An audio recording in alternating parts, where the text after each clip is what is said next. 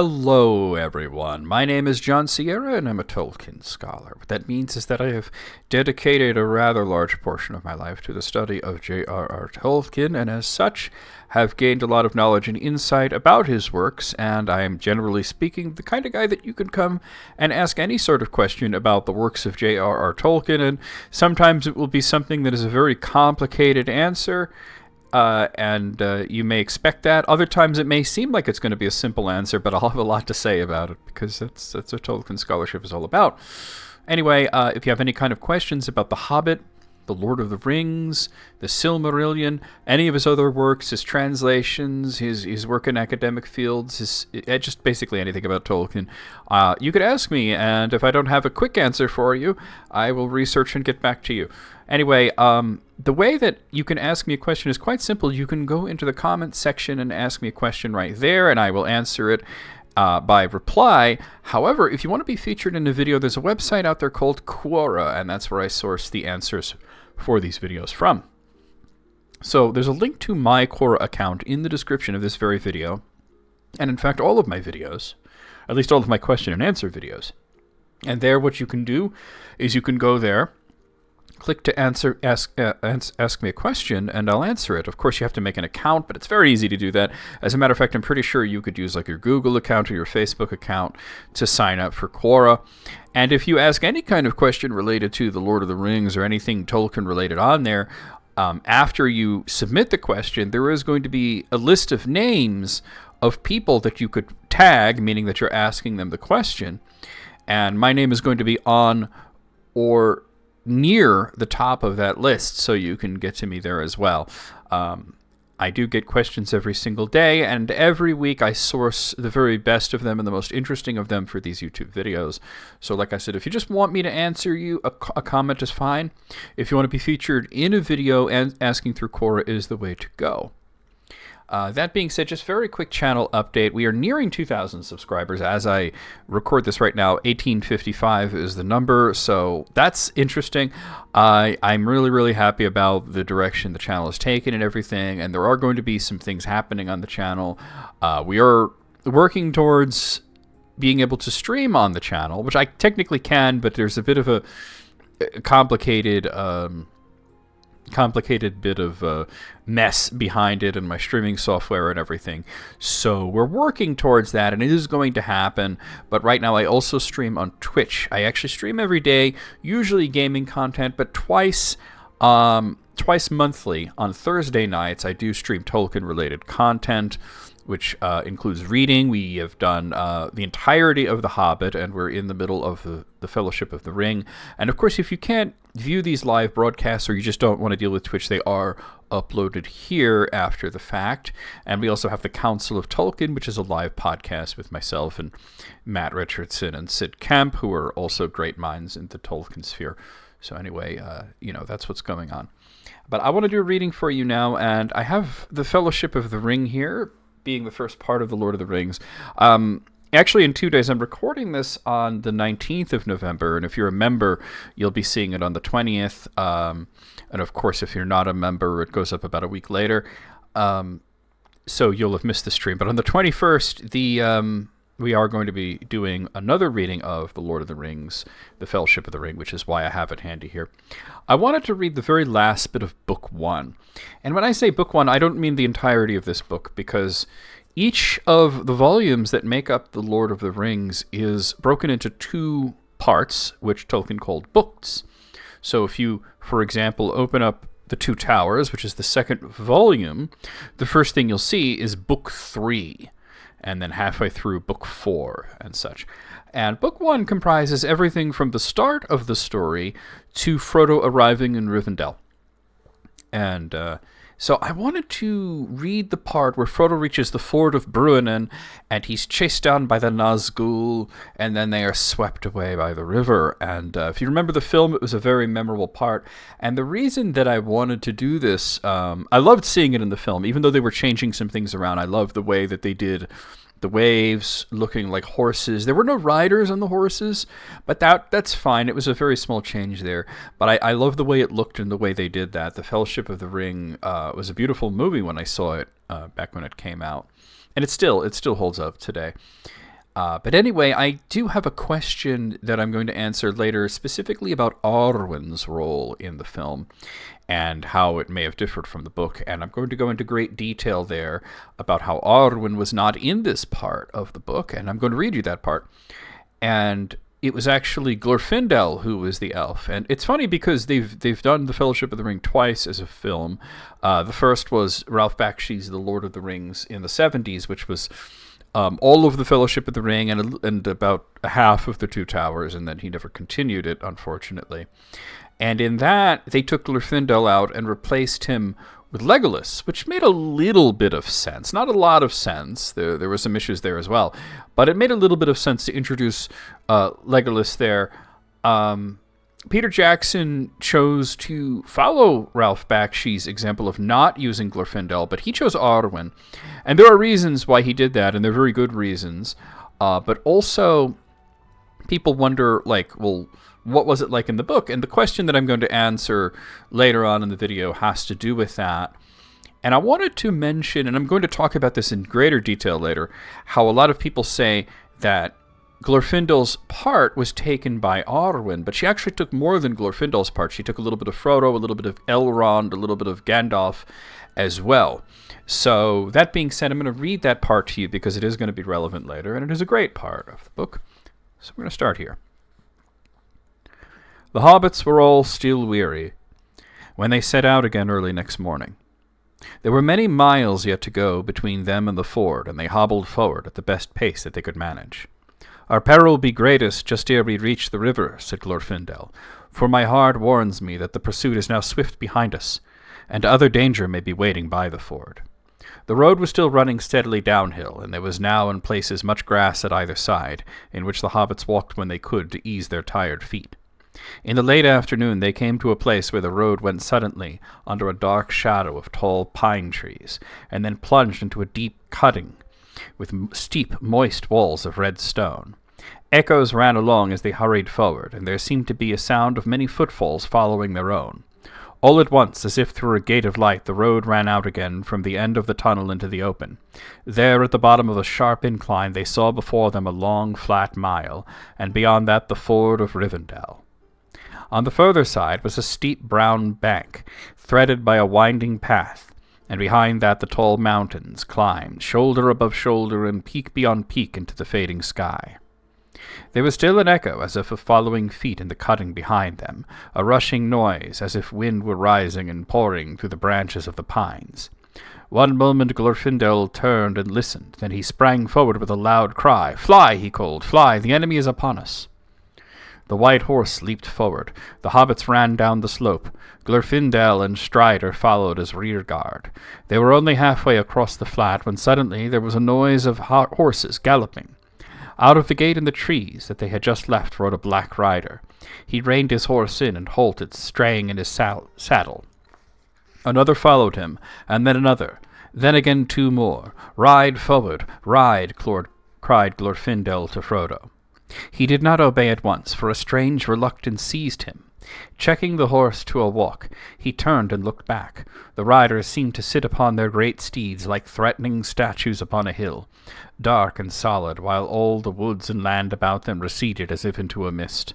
Suddenly he knew in his heart that they were silently commanding him to wait. Then at once fear and hatred awoke in him. His hand left the bridle and gripped the hilt of his sword, and with a red flash he drew it. Ride on, cried Glorfindel, and then loud and clear he called to the horse in the elf tongue, Norolim, Norolim Asfaloth. At once the white horse sprang away, and sped like the wind along the last lap of the road. At the same moment the black horses leaped down the hill in pursuit, and from the riders came a terrible cry such as Frodo had heard, filling the woods with horror in the east farthing far away. It was answered, and to the dismay of Frodo and his friends, out from the trees and rocks away on the left 4 other riders came flying. 2 rode towards Frodo, 2 galloped madly across the ford to cut off his escape. They seemed to him to run like the wind and to grow swiftly larger and darker as their courses converged with his. Frodo looked back for a moment over his shoulder. He could no longer see his friends. The riders behind were falling back. Even their great steeds were no match in speed for the white elf horse of Glorfindel. He looked forward again, and hope faded. There seemed no chance of reaching the ford before he was cut off by the others that had lain in ambush. He could see them clearly now. They appeared to have cast aside their hoods and black cloaks, and they were robed in white and grey. Swords were naked in their pale hands, helms were on their heads, their cold eyes glittered, and they called to him with fell voices. Fear now filled all Frodo's mind. He thought no longer of his sword. No cry came from him. He shut his eyes and clung to the horse's mane. The wind whistled in his ears, and the bells upon the harness rang wild and shrill. A breath of deadly cold pierced him like a spear, as if with a last spurt, like a flash of white fire, the elf horse, speeding as if on wings, passed right before the face of the foremost rider. Frodo heard the splash of water. It foamed about his feet. He felt the quick heave and surge as the horse left the river and struggled up the stony path. He was climbing the steep bank. He was across the ford. But the pursuers were close behind. At the top of the bank, the horse halted and turned about, neighing fiercely. There were 9 riders at the water's edge below, and Frodo's spirit quailed before the threat of their uplifted faces. He knew of nothing that would prevent them from crossing as easily as he had done, and he felt that it was useless to try to escape over the long, uncertain path from the ford to the edge of Rivendell, if once the riders crossed. In any case, he felt that he was commanded urgently to halt. Hatred again stirred in him, but he had no longer the strength to refuse. Suddenly, the foremost rider spurred his horse forward. It checked at the water and reared up. With a great effort, Frodo sat upright and brandished his sword. "Go back," he cried. "Go back to the land of Mordor and follow me no more." His voice sounded thin and shrill in his own ears. The riders halted, but Frodo had not the power of Bombadil. His enemies laughed at him with harsh and chilling laughter. Come back, they called. "To Mordor we will take you." "Go back," he whispered. "The ring, the ring," they cried with deadly voices. And immediately their leader urged his force forward into the water, followed closely by 2 others. "By Elbereth and Luthien the Fair," said Frodo, with a last effort lifting up his sword, "you shall have neither ring nor me." Then the leader, who was now half across the ford, stood up menacing in his stirrups, and raised his hand. Frodo was stricken dumb. He felt his tongue cleave to his mouth and his heart laboring. His sword broke and fell out of a shaking hand. The elf horse reared and snorted. The foremost of the black horses had almost set foot upon the shore. At that moment there came a roaring and a rushing, a noise of loud waters rolling many stones. Dimly Frodo saw the river below him rise, down along its course. There came a plumed cavalry of waves. White flames seemed to Frodo to flicker on the crests, and he half fancied that he saw amid the water white riders upon white horses with frothing manes. The 3 riders that were still in the midst of the ford were overwhelmed. They disappeared, buried suddenly under the angry foam. Those that were behind drew back in dismay. With his last failing senses, Frodo heard cries, and it seemed to him that he saw, beyond the riders that hesitated on the shore, a shining figure of white light, and behind it ran small shadowy forms waving flames that flared red in the grey mist that was falling over the world. The black horses were filled with madness, and leaping forward in terror they bore their riders into the rushing flood. Their piercing cries were drowned in the roaring of the river as it carried them away. Then Frodo felt himself falling, and the roaring and confusion seemed to rise and engulf him together with his enemies. He heard and saw no more. And that's actually the end of Book 1. And then you go into Book 2 with the chapter Many Meetings, and he awakens in Rivendell, and he speaks with Gandalf, who sort of fills in a lot of the blanks here.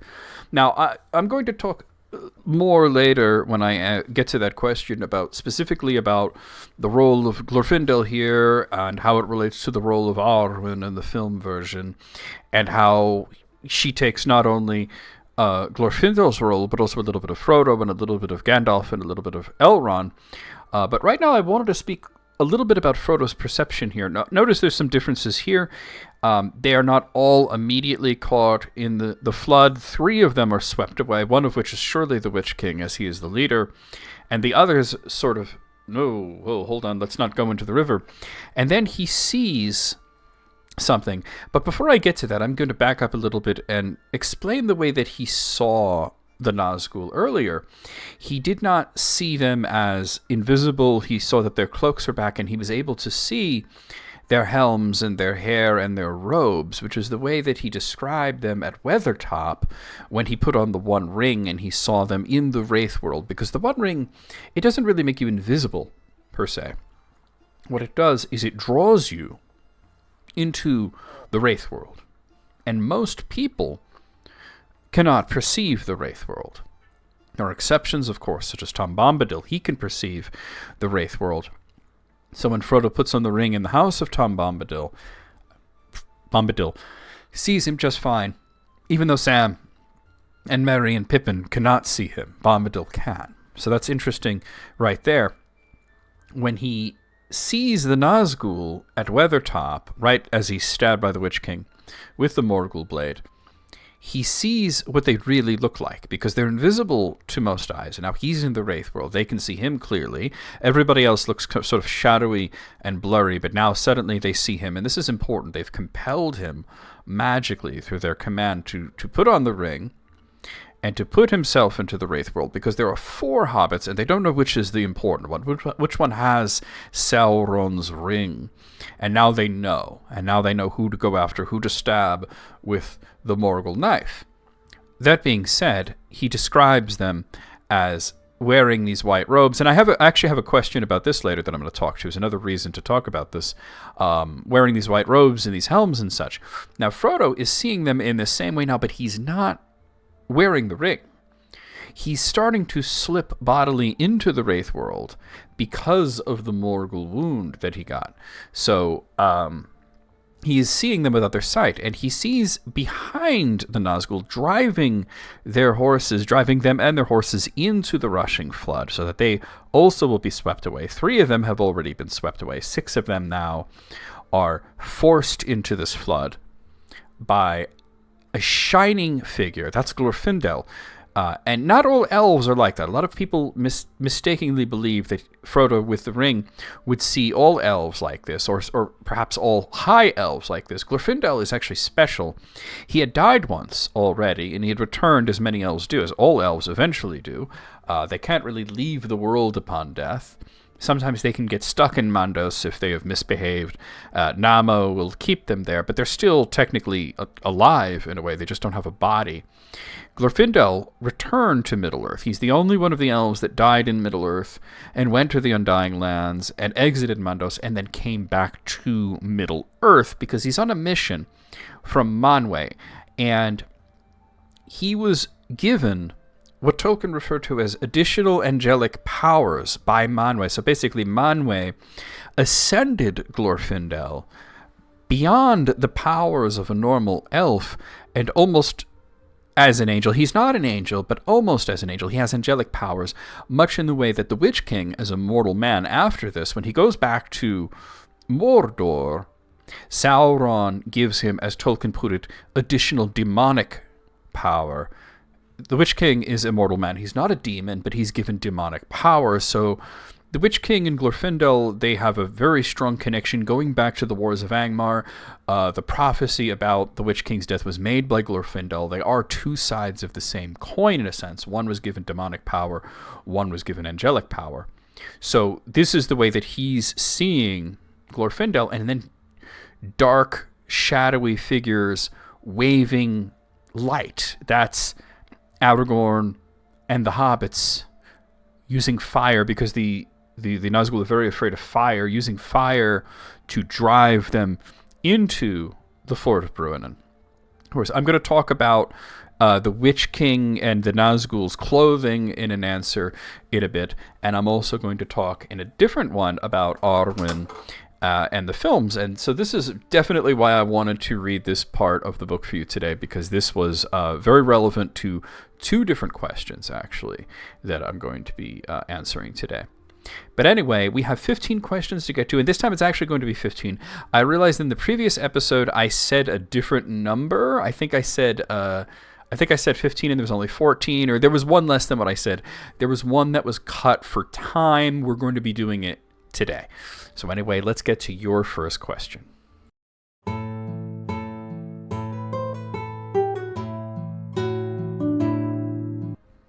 Our first question comes in from Joseph Stott, who asks, what did Faramir and Boromir think the One Ring would do to help Gondor? What power did they believe it possessed? So Boromir shows a very limited understanding of the One Ring, but he does understand that it is a weapon. Faramir knows better what it is, and he doesn't really think that it can help Gondor. Boromir is a bit willfully ignorant. He understands that Sauron uses the One Ring as a weapon, but he doesn't quite grasp that he himself could not use it, nor could his father Denethor. Even after this was explained to him, he still thought it would be better to keep it safe than to try to destroy it in Mordor. People with below-average understanding like to point out, oh, Boromir is right, Boromir is using logic, and this is incredibly false. While it is true that bringing the ring to Mordor is a danger that may lead to Sauron recovering the ring, he does not need the One Ring to dominate Middle-earth. It, of course, would make things easier for Sauron. But keeping in mind that he restarted his war in the Third Age before meeting Gollum, and according to Gandalf, he was operating under the impression that the ring had either already been destroyed or was lost forever and would never be found. And we're going to be talking about that a little bit later in a different answer. Keeping it away from Sauron doesn't stop him. He doesn't lose the war just because he can't get the One Ring. He wins because his forces are greater and Gondor is in decline, and the elves are trickling out of Middle-earth, leaving for the Undying Lands. Faramir understands this. He did not know that Frodo had the ring with him until Sam accidentally blurted it out. Sam challenged him at this point, a chance for Faramir, captain of Gondor, to show his quality. Faramir had already stated that if he were to come across the One Ring lying at the side of the road, he would not touch it. Faramir is a wizard's pupil, according to his father. And this is true. Due to his tutelage by Gandalf and his scholarly nature, he is likely the wisest mortal man in Middle-earth, with the possible exception of Aragorn. He's a lot like Denethor, only Denethor resents Gandalf and thinks that with the loss of Boromir, the next steward will be Gandalf's puppet. Gandalf tells Denethor two important things. The first is that Boromir would not have given the ring to Denethor. He would have found it too tempting, and he would have kept it for himself, and that Denethor would not recognize the face of his son. The second is that Gandalf would have happily gave the ring to Denethor, or had it sent to Denethor, if he trusted him, and he does not trust him, nor did he trust Boromir, or even himself. That's the issue. No one could be trusted with the One Ring. It is wholly evil, something that Faramir understood, Boromir did not. Okay, let's move on to the next question.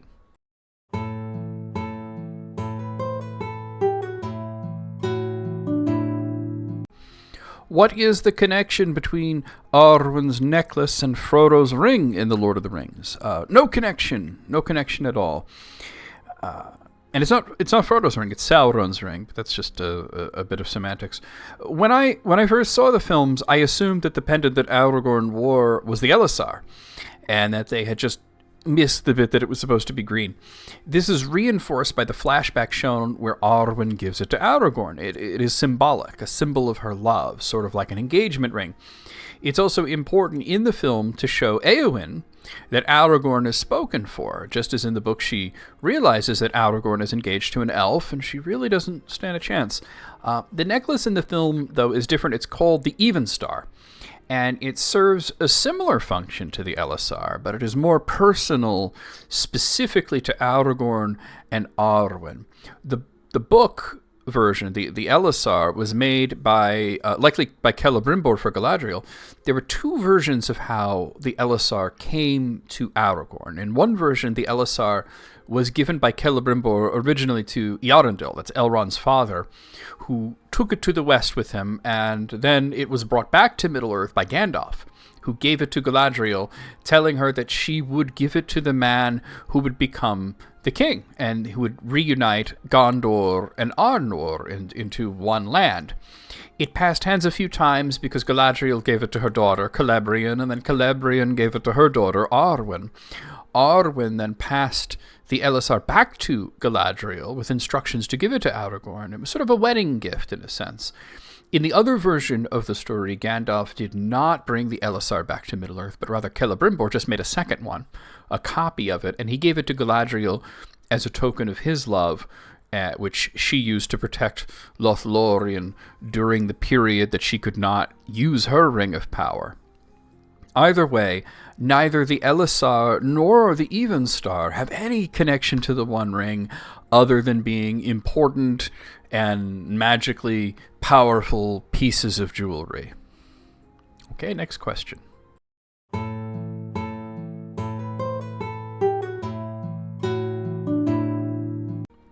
Our next question comes in from Michael Lokiki, who asks, would The Hobbit, the book, not the movies, still count as a fairy tale, even though it is more of a high fantasy?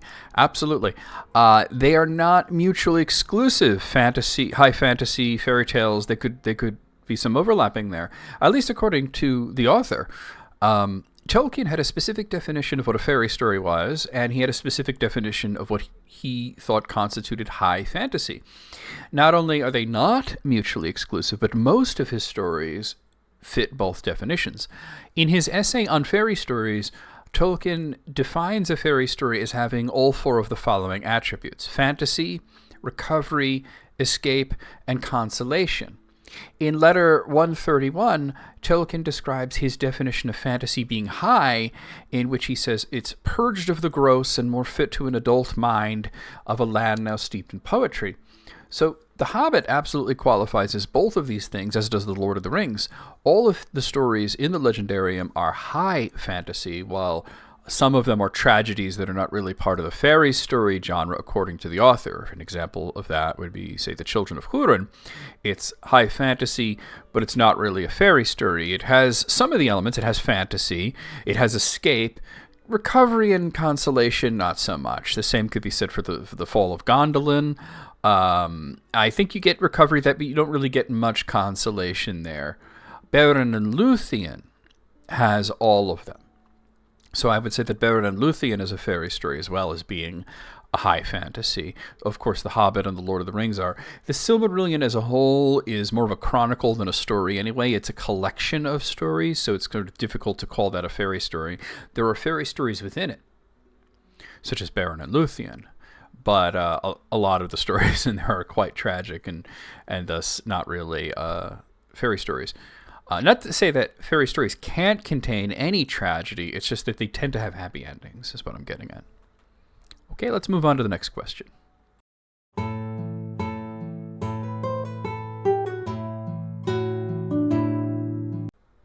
Our next question comes in from Jonah Coleman, and this I alluded to this earlier.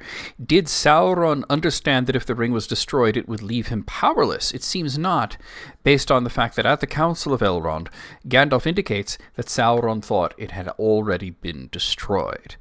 Now, I don't think he understood that, no.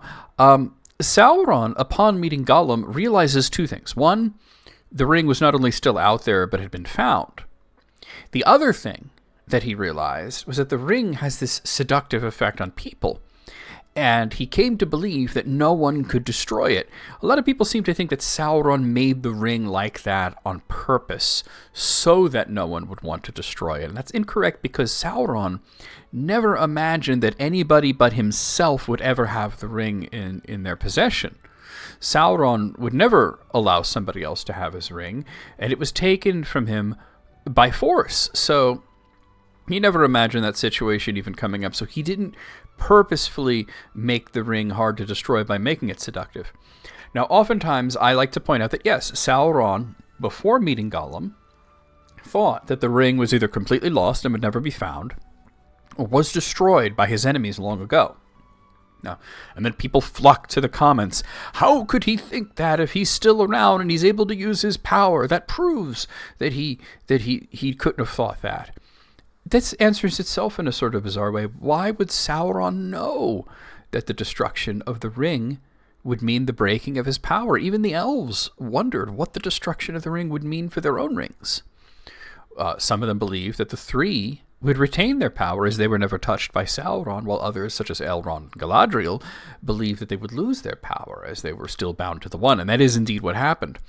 Destroying the One Ring was such a wild card that no one, not even Sauron, would know exactly what would happen. Gandalf had a belief. He operated mostly on faith that this was going to work, that it was going to break his power and basically make him useless. And Gandalf was correct. But he didn't know 100% what would happen. Just that it would be a good thing for the free peoples of Middle-earth. Sauron's actions prove that he didn't know what would happen. After the destruction of the One, he left his body, took up the form of a great and terrible cloudy figure crowned with lightning, and he lunged at the united fight of Aragorn, Imrahil, and Gandalf the White in a last salvo. He was terrible, yet impotent. As his power was broken and he was scattered by a cold wind, if he had known the effect of the destruction the One would have on him, he likely would not have abandoned his body and made himself so vulnerable, or at least he would have hidden himself away and not exposed his form to the captains of the West, who got visual confirmation of his downfall. Just think about it. If Sauron had decided just not to show himself at the end there, they wouldn't really know that he was gone. That's the crazy thing about it. They wouldn't really know. They would always be a little bit paranoid about that. Anyway, next question.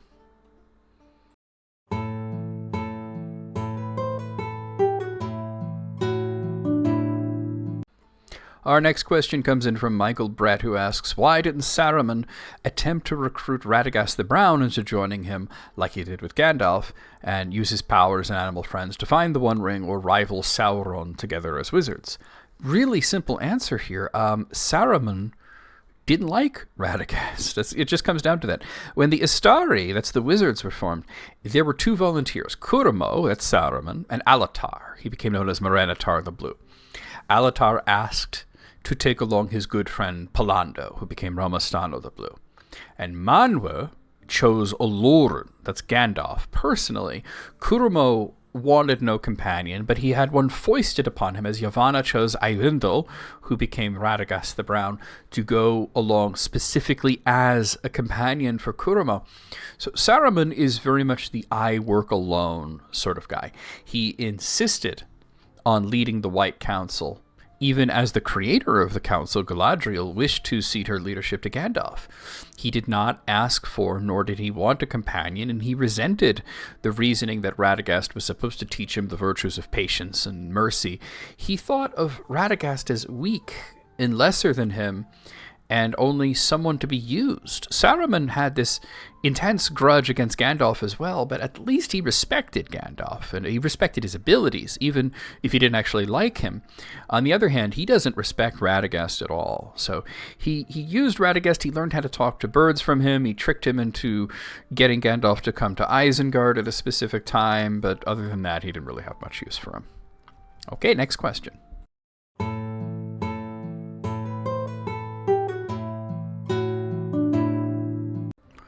Could Saruman have become as powerful as Sauron if he had finished creating his own ring? Well, Saruman actually did finish making a ring, and no, it didn't make him anywhere near on the level of Sauron. Nothing really could. Saruman made a ring. It wasn't much of a ring, apparently. He called himself Saruman Ringmaker and Saruman of Many Colors in the scene. We don't know for sure if the two are related, but the ring doesn't actually seem to do much for him. I've always thought that his robes changed color when he was wearing this ring, but that's probably all it did. Saruman doesn't have the same skill in craft as Sauron, even though they had the same teacher.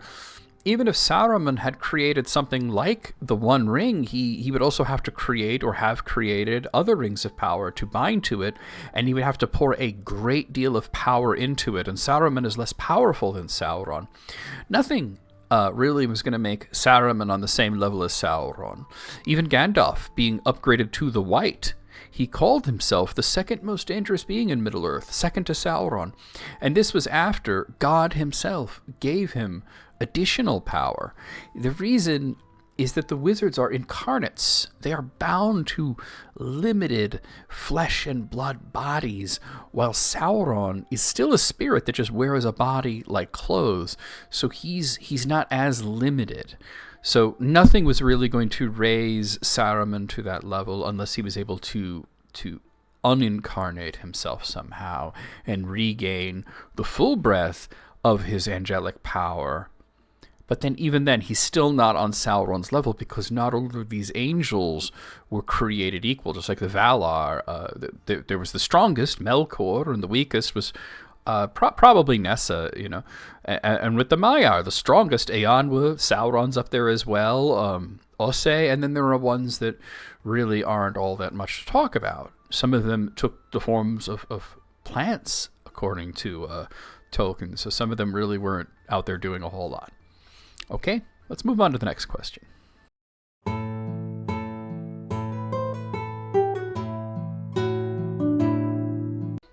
Here's a question that comes in from somebody with the username of Stalker Hunter Araya, who asks, what's the difference between those undead that swore allegiance to Aragorn, different from those of Sauron's wraiths that were also undead? Can Sauron control those green undead as well? A little hard to unpack the question here, but basically, from green undead, I can tell that you're talking specifically about the movie version of the Dead Men of Dunharrow, because they sort of glowed green in the film version. What's the difference between them, say, and the ring wraiths, the Nazgul, or the lesser race that the Nazgul would create? So the difference here is that the spirits in the paths of the Dead Men of Dunharrow, are not under anybody's control. Sauron's wraiths and the Dead Army are both made up of mortal men who have died, but their spirits have not passed from the world. In the case of Sauron's wraiths, they remain anchored to the world by necromancy, whether through the application of mortal magic or through the rings of power. These men are prevented from passing from the world, and they have surrendered their wills fully to Sauron. The Dead Men of Dunharrow are different, and they're not green. They were never described as being green in the book. It was more of a ghostly sort of gray color. They are men who swore an oath to the One. And I don't mean the One Ring, I mean the One God, Eru Ilúvatar. Eru, literally meaning one. Ilúvatar, father of all. And Ilúvatar takes these oaths with a capital O. He takes them very, very seriously. You cannot just take his name in vain. So, for good or for ill, all who take such oaths are bound to fulfill them, whether it's Fëanor and his sons retrieving the Silmarils by any means necessary, or the Dead Men of Dunharrow riding out with the King of Gondor. Now, note that the Dead Men of Dunharrow do not directly fight Sauron's forces, at least not in the book. They attack the Corsairs of Umbar, who flee in terror, and they drown in the bay, or they're killed by Aragorn and Gimli and Legolas and Elladan and Elrohir and the 30 or so Dunedain rangers that were with them. After this, they're fulfilled their oath, and they pass from the world, finally. If they were confronted with Sauron, he's a necromancer. He would scoop them up. They would become his. So that would be really, really bad. So that's really the difference there. They are bound to the world by their oath, while the Nazgul are bound to the world by the 9 rings, which are bound to the One Ring, which is bound to the Lord of the Rings, whereas the lesser wraiths are bound to the Wtich-King, and you get that same sort of up the ladder thing, straight up to the Lord of the Rings. Okay, next question.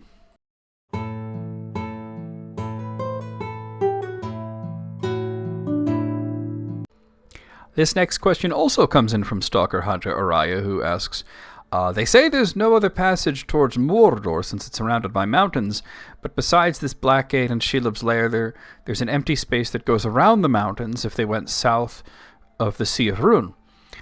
So every once in a while, someone thinks they figured out something very, very profound, that Frodo, Sam, and Gollum could have gone around the mountains. Eureka! Take that, Tolkien.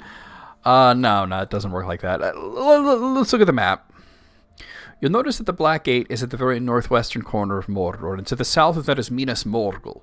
Somewhere between them, but much closer to Minas Morgul, is Cirith Ungol. That's the secret passageway that Gollum led them to. There are many ways into Mordor, but they're all guarded. Cirith Ungol is sort of lesser guarded, or, they could sneak in. Of course, Gollum didn't tell them about the giant spider there. So what's the problem with going past the Black Gate, traveling all the way through the east and around the mountains? Only literally everything. Okay, for one, Frodo and Sam barely had enough food to last them the trip to Mount Doom, going through Cirith Ungol, and it's a very direct route. Honestly, they had not enough They were starving to death. So provisions is a major issue, and this is accounting for the fact that they got food from Faramir. Faramir resupplied them. And that only happens because they were traveling towards Cirith Ungol and they ran into Faramir. If they had gone around the Ash Mountains, they never would have met Faramir, and they would not have been able to restock their food. Another thing, the route that you're proposing is way, way too long. And even if Frodo had somehow survived it, by the time that he got to destroy the One Ring, Gondor would probably be a smoking crater. The timing is all wrong. 3, the route proposed here has Frodo and Sam spending entirely too much time actually in Mordor, where the One Ring is at its strongest. Frodo barely survived the direct route. He would not only have to travel west almost the entire length of Mordor to get around the mountains, he would then have to navigate around an additional mountain range and 2 rivers, and they have a much greater chance of being caught this way. Another thing, the proposed route puts Frodo really uncomfortably close to Barad-dûr. That's Sauron's tower. He basically has to walk very close to it to get to Orodruin, the Mount Doom. So, bad idea. Another one. This route goes through a part of Rhûn, and that's hostile territory. Tolkien. Sauron has taken over Rhûn. It's occupied by his forces. It's probably his trade routes. So it's watched by a lot of people who are not soldiers and would therefore not be, attacking Gondor. It's busy. And lastly, I'm going to talk about length again. I talked about time, length of time, but now length of distance. Walking east along the Ash Mountains, that's, let's say Frodo turned around. It's the same distance as him walking all the way back to Moria. And then walking to Mount Doom from that eastern point would be like him walking all the way back to the Shire from Moria. You're essentially doubling the length of his journey. More so considering that on the way from the Shire to Mordor, he spent a little bit of time on a horse and a little bit of time on a boat. So, he's not going to get to use a horse or a boat on this proposed route. I'm not really seeing the upside of it. And this happens every once in a while. Somebody said, well, why didn't they just go around the mountains? It's a really insanely long, insanely dangerous journey. There were a lot of ways to get into Mordor. None of them were safe. None of them were good ways. We don't know the way that Gandalf would have tackled it. I'm always interested, if I could talk to a fictional character, I would probably ask Gandalf, how would you have gotten into Mordor? What was your plan? I don't think he had a plan. I think he was going to put his head together with Galadriel and Celeborn, and they would come up with something together. But he died temporarily, but still, it kind of put a monkey wrench, a spanner in the works, so to speak. Anyway, let's move on to the next question.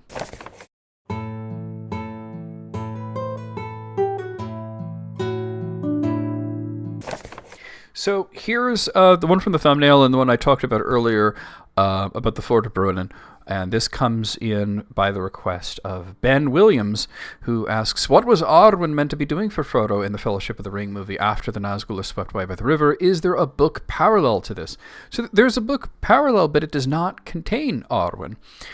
So the picture you're seeing here is a depiction by Ted Nasmith of the scene in the book. Note that Frodo is alone on the horse Asfaloth with a shining robed figure on the opposite side. This figure is Glorfindel. Of course, I've read this part to you guys earlier. He did not appear in the film version at all. And anybody who wants to comment saying, oh, Glorfindel was at the wedding at the end of it, no, that was just some blonde elf. He's not credited as Glorfindel.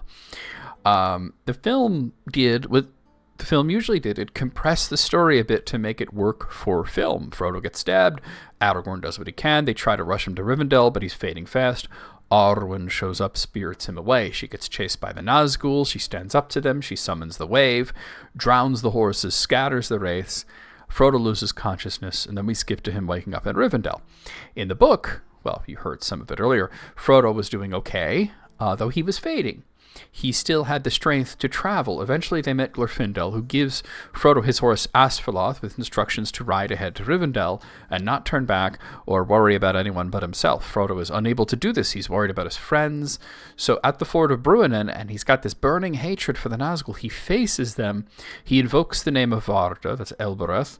Glorfindel appears behind them. He boxes them into the river. The wave already came, and then he pushes the rest of them into the wave. It's often said that the film gave Glorfindel's part to Arwen. It's only partly true. It did give Glorfindel's part to Arwen, while also giving her bits of Frodo, standing his ground against the Nazgul. Elrond summoning the wave. Gandalf was the one who made the wave look like riders on horses. In the book, yes, Frodo collapses after this bit, and that's how Book 1 ends. Book 2 immediately starts with him waking in Rivendell and being told what happened by Gandalf. The healing, both in the book and the film, happens while Frodo is asleep. But in either case, it would be Elrond who actually healed him. What Arwen did in the film scene may have been just spiriting him to her father. She did seem to say some sort of prayer for him, which it would be a form of elven magic, as it may, but it was really Elrond who did the healing there. Okay, next question.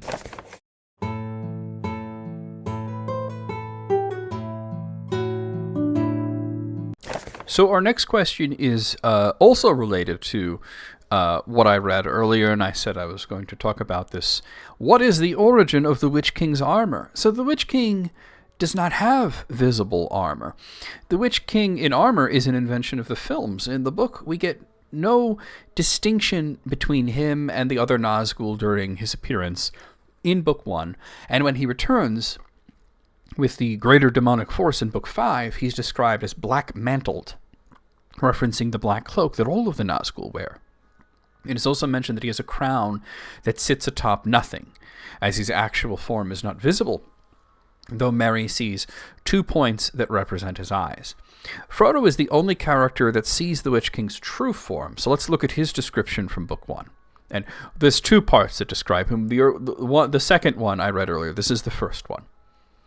Immediately, though everything else remained as before, dim and dark, the shapes became terribly clear.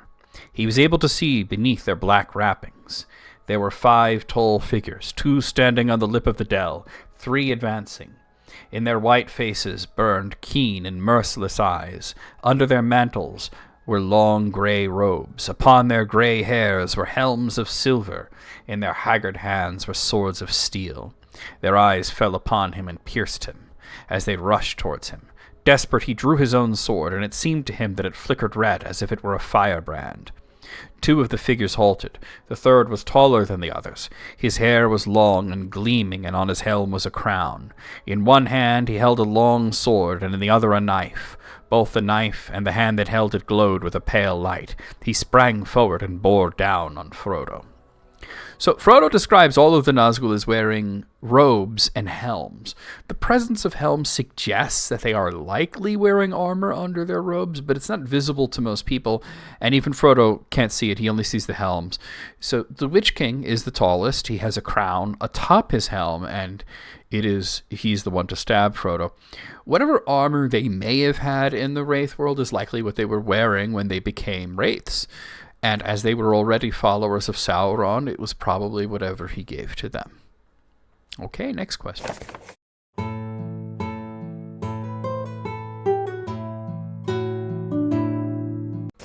Here's a question that comes in from the request of Bruce Walton, who asks, what theories do you have about in-legendary origins for supernatural animal characters in Tolkien's Silmarillion? I'm thinking particularly of Nahar and Huan. We could assume they were Maiar, but this doesn't account for their unusual properties. For Nahar, there's really no explanation needed. Huan is a bit more complex.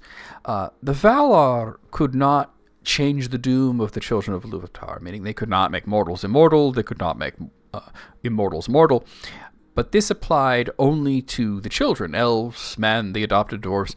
They had this ability, though, to alter the lifespan of the Kelvar and Olvar, the plants and animals.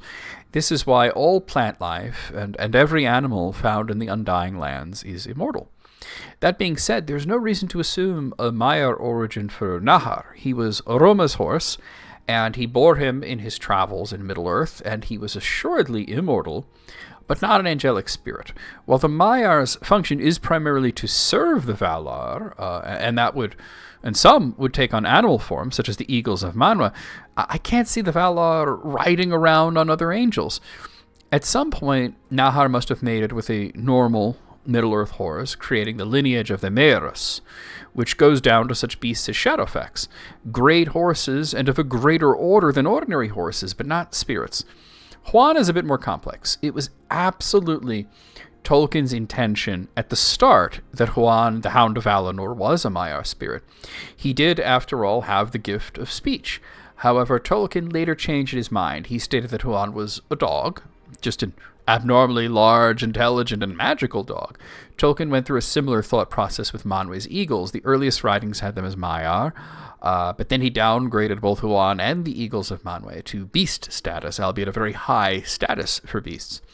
He did change his mind a second time, as evidenced in the Nature of Middle-earth, containing some of his very last writings, which solidifies that the eagles of Manwë were Maiar spirits who took bird form, but it does not make mention of Huan other than in relation to Sauron and the events of Beren and Luthien. We may assume that as Tolkien upgraded the eagles back to Maiar, that he may have intended the same for Huan, that he just never committed that thought to writing, nor did he ever say anything of the like that is recalled. We may also assume that he did not write specifically about Huan in his last writings, and so no change was intended. This is muddled. The same essay in which Tolkien states that Huan was raised to a higher level by the Valar and taught speech, but did not possess a Fea, meaning that he was soulless and therefore just a beast. In that same essay, he wrote in the margins that Maiar could robe themselves as plants or beasts, and next to the word beasts, he wrote Huan in parentheses. This was in 1959, when the writings solidifying the eagles of Manwë as Maiar were later, in 1970. The conclusion that I draw from this is that Tolkien never made up his mind whether or not Huan was Maiar. I would state, my opinion is that Huan is a Maiar spirit because it's based on two criteria, I would say. One is that while Huan was said to be one of many hounds of Oroma, he's the only one to play a specific role. He was so immune to magic that not even Sauron could harm him, and his death was the result of a prophecy. Even the name Huan means hound. And if he was merely Oroma's pet or one of Oroma's many pets, he may have been given a name that wasn't quite so descriptive of his form. The other major thing is, in this 1959 essay that falls under myths transformed in Morgoth's Ring, which is of all of questionable canon, while some of it includes issues that Tolkien had with inconsistencies and fallacies in his work that he was struggling to address, such as the origin and nature of the Orcs. Some of it was part of an outline that he wanted to overhaul his whole entire mythology in such a way that would render the Silmarillion as non-canon, much as the Book of Lost Tales is non-canon. While the Book of Lost Tales is considered a corrupted, mannish telling of the events, and the Elvish version seen in the Silmarillion are the true events, Tolkien was playing around with the idea that the Elvish account was apocryphal or mythical itself, and the reality was far more mundane. In the proposed revision, the two trees never existed, for example. And then we must wonder, did the Silmarils exist? The entire revamp never got past the planning phases. It would have made the work more fantastical and outrageous in some ways, such as Melkor's fortress Angband being on the moon, which was identical to the real moon and not a flower of Telperion carried by Tilion, but also far more mundane. No lamps, no trees, no Silmarils. All the great tales of the First Age were just stories. I do wonder if Tolkien ever would have gone through with all of these changes found in Myths Transformed, that section of Morgoth's Ring, or maybe he would have found it too dull, like The New Shadow, and abandoned it. So accepting that the Silmarillion is canon, and accepting, of course, that canon is a dubious concept in Tolkien's mythology, then I would be of the personal opinion that Huan is a Maiar spirit. Okay, next question.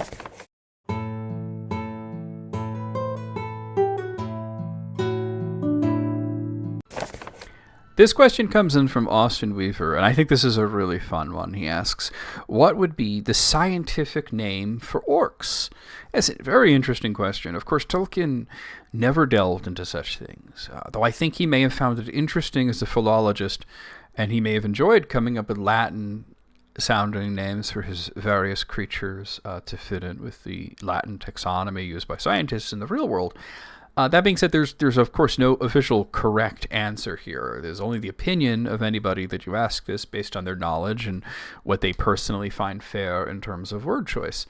So let's assume, of course, that mortal men in Tolkien's world are the same as we are, Homo sapien, which transliterates as man smart, which translates as thinking man. This does absolutely nothing for me in the realm of Tolkien. The defining characteristic of men in this world is mortality, not intelligence. As in Tolkien's mythology, we are hardly the only intelligent race. That being said, I would suggest that we drop both Homo and sapien from the scientific classification for man in terms of Tolkien and choose the term creatus mortalis. Creatus is the root of the word created, and it literally means offspring or child, which fits in with the idea of the children of Iluvatar, and of course mortalis meaning mortal. Trust me, I'm getting to the orcs. So then I would call the elves creatus immortalis, the distinction from man being immortality only, but thinking of us all, of course, as the children of Iluvatar. Then for dwarves, I would go with creatus adoptus, for they are the adopted children of Iluvatar. And hobbits, I would go with nepotum mortalis, because they are the mortal grandchildren of Iluvatar, so to speak. So with this particular taxonomy in effect, and without wanting to get into the argument of all the different origins of orcs that Tolkien had played with and considered throughout the years, I would settle on creatus profanus, which transliterates as offspring profane. This works whether you consider the orcs to be profane versions of elves, or if you consider them to be sort of created homunculi made in mockery of the elves by Melkor, which is what Tolkien was considering towards the end of his life, and it's personally what I believe they are. So I think that, but even if we go with them being corrupted elves, I would call them creatus profanus. That was a fun one. All right, next question.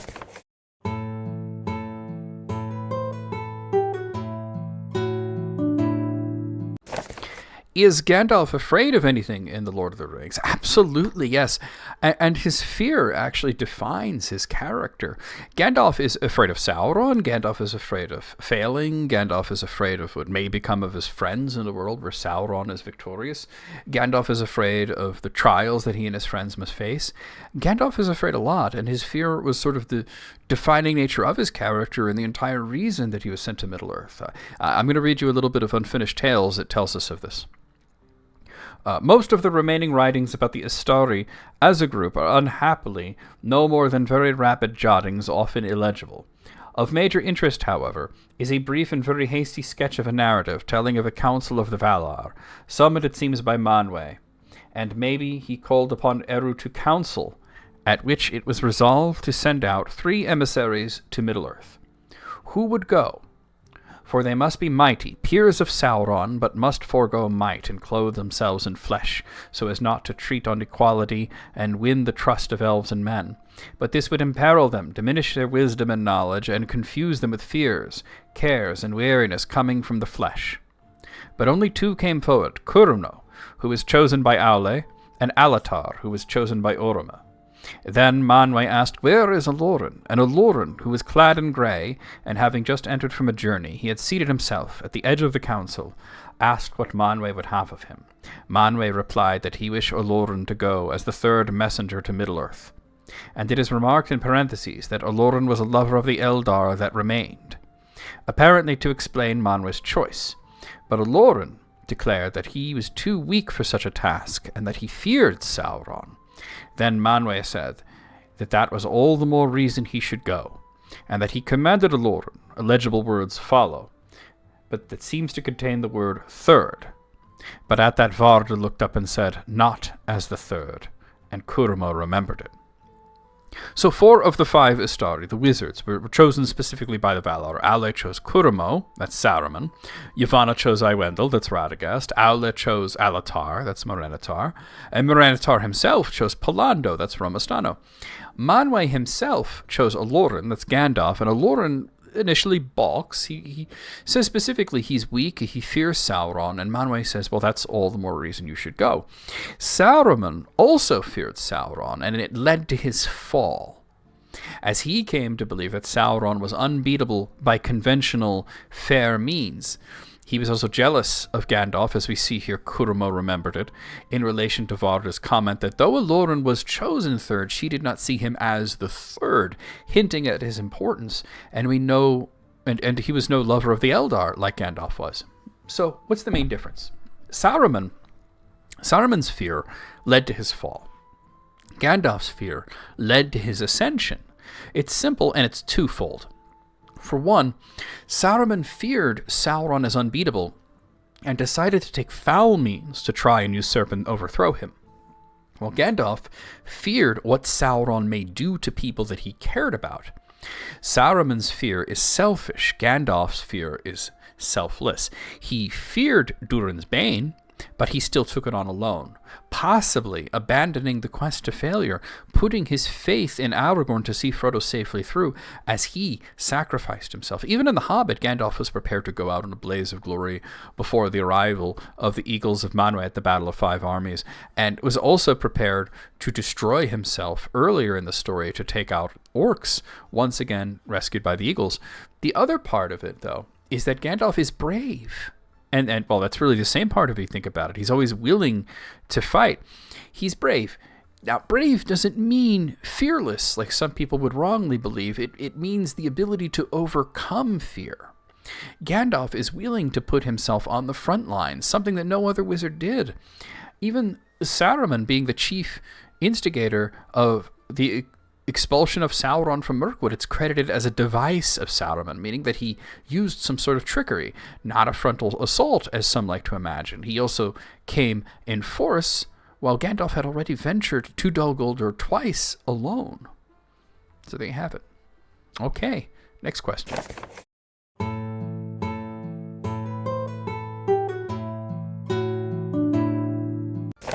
Our next question comes in from The Enlightened, who asks, how much time passed for Mithrandir after facing the Balrog until he returned as the White Wizard and became Gandalf the White, not the time it took for Aragorn to see him again? So the question is interesting because of the exact wording of it. It makes it an answer that's actually impossible to give a true answer. Allow me to explain here. If one were to frame the question differently, such as how long was Gandalf dead, that's quick and easy. Gandalf died on January the 23rd, and he returned to life on February the 15th. This would mean, by our reckoning, that he was dead for 23 days. It does not account for differences in calendar, however. The king's reckoning has 10 months with 30 days and 2 months with 31 days. The steward's reckoning has every month having 30 days, plus 2 days divorced from the months that represent the equinoxes, and 5 days that were holidays, also divorced from the months. There also was a new reckoning made in the Fourth Age, but that doesn't apply to Gandalf. So, what am I saying? That there may have been wiggle room as to how long Gandalf was dead, depending on whether or not January has 30 days or 31 days in the Middle-earth calendar. There you go. But, of course, that's not what was actually asked. It was how much time passed for Mithrandir, or Gandalf. This is impossible to truly reckon. As he exited the created world, he conferred with God, and then he was sent back. The residence of God, Iluvatar, in Tolkien's world is known as the Timeless Halls. The name itself tells you a lot. Time does not pass there.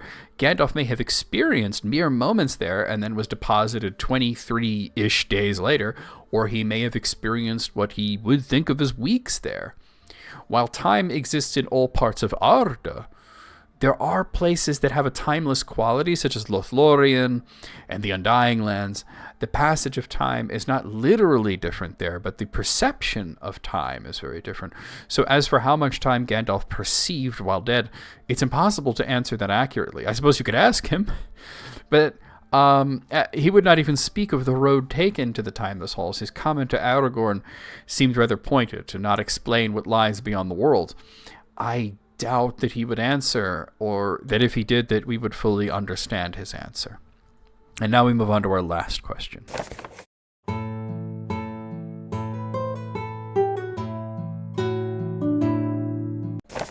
Our final question comes in from the Oski Boski, who asks, will the second music after Dagor Dagorath be flawless?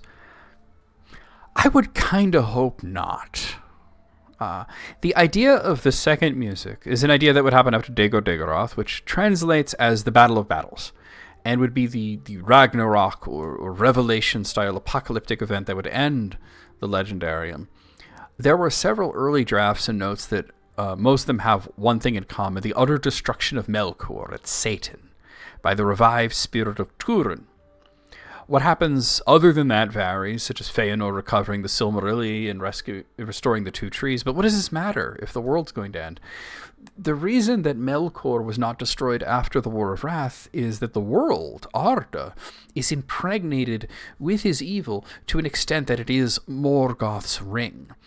The end of Melkor means the end of the world. The Valar are called that because the word Valar means powers. They are what powers the world. Remove them and the world stops working. And this includes Melkor, who was the mightiest of the Valar and put the most of himself into the world. Sadly for us, Melkor was evil, and so the world is evil. Tolkien abandoned the Dagor Dagorath prophecy, and he never followed up on it. It was originally going to end the Silmarillion with it, but it was unfinished, and his son was left in charge of cobbling together a somewhat completed version from many different drafts. He declined to include it in the final revision. There are still orphaned references to the final battle in the work, but as Christopher Tolkien was willing to make choices of omitting or including, he was not really willing to rewrite his father's work. And these references can be seen as something that the elves specifically believe, but may or may not be true. That being said, let's assume that Dagor Dagorath does happen, the world ends, and then is remade with the second music. It will not contain Melkor, and thus there will be no inherent evil in the world itself. I could raise the very easy point that if it wasn't Melkor, someone else may have created evil.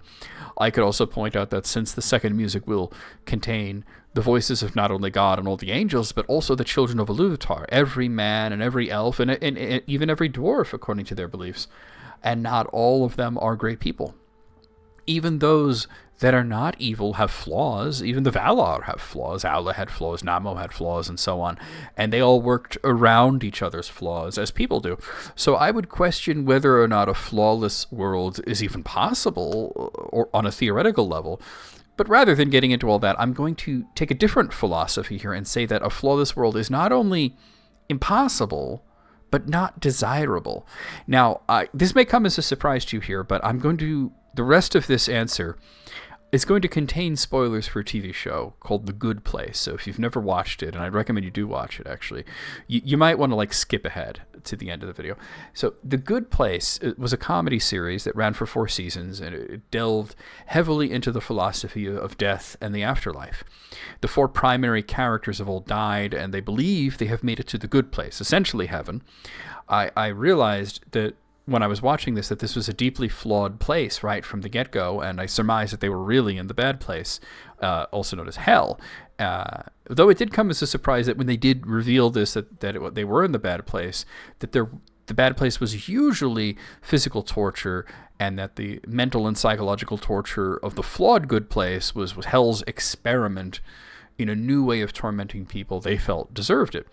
So I won't go into all the details of the plot here because it's 4 seasons and everything, but eventually towards the very end of the show, these 4 characters finally earn their way into the real good place, and they find that heaven isn't all it's cracked up to be. They will live forever in eternal bliss, but the issue is that it gets boring after a while. One character that was introduced towards the end is Hypatia, who's a 1st century philosopher who made her way into the good place, but after thousands of years of eternal bliss, she's barely able to hold a conversation. Nothing has meaning when everything is perfect. They come up with the idea that the only thing that gives life meaning is the possibility of death and the uncertainty of what happens after death. This leads them to basically invent a second death, that people in heaven, the good place, can choose to walk through a door And after they walk through this door, they'll cease to exist. Their essence will trickle down to the earth and make the world slightly better. They made heaven better by letting people leave and giving them the choice to voluntarily end their own existence. That's not to say that the wardens of heaven previously did not try to improve the place, but they lacked experience on earth. They couldn't come up with anything other than throwing more bliss at people. Flaws define us as people and as a whole.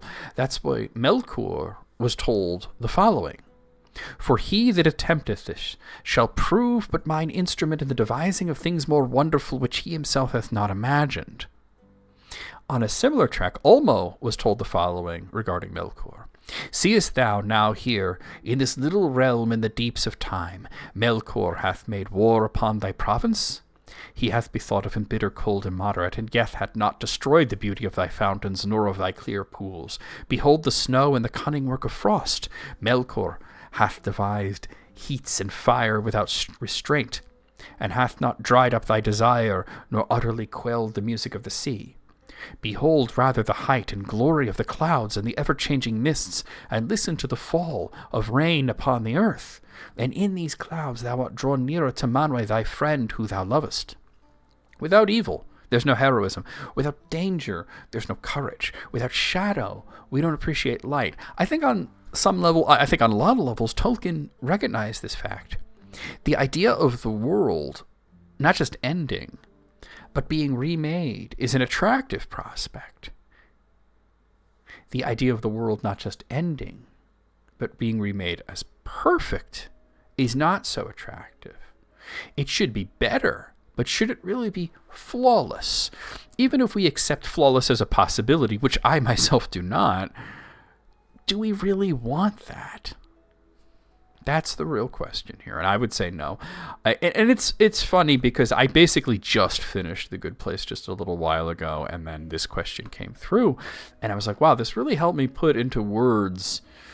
It's like I had an extra day. What happened was I watched the last few episodes, and then 2 days later, this question came into my inbox, so it was like I had a day to process it all and the philosophy. And then immediately this question comes, and I immediately thought of The Good Place and how it sort of relates to Tolkien, because there's philosophy in the show, there's philosophy in Tolkien. Neither really has theology. A lot of people mistakenly believe that Tolkien's work, I should say, has theology. It has theology in the way that there is a God in his work, but it doesn't teach theology. It does teach philosophy, which is why he referred to his work as didactic. But anyway, I had a lot of fun going through your questions. Send me some questions. If you haven't subscribed, but you've gotten to the end of the video, I think you simply must subscribe. So click the bell, the subscription button, the notifications, all the hoops. Subscriptions don't really mean much other than it makes me happy and it helps out the channel. You have to really do the bell, and even then you have to turn on notifications, and even then you have to make sure you get all notifications to be notified of all videos. But most of all, you have to actually watch the videos, because I found that if you subscribe to a channel, but you stop watching the videos, eventually, even if you have the bell and all that, YouTube stops telling you about the uploads. But views have been good and everything. I'm not complaining by any means. I'm just letting you know kind of a little bit of how YouTube actually works, because it's very, very strange. But subscription numbers do help. They make me happy. They get me to more people and everything. So, hey, go ahead and hit the subscribe button. And if you want to support me in a further way, consider membership. Membership is a paid subscription. It's $5 a month. What do you get out of it? You get to see all the videos at least a week early. You get some cool emotes, and you get to help me out. It's completely unnecessary. You absolutely don't have to do that. And of course, at the end of every video, the names of the members are displayed as a sort of a thank you. There's a little icon you get as well, the G rune, Gandalf's little symbol, on your profile picture whenever you comment on this channel as well. I will see you guys next week.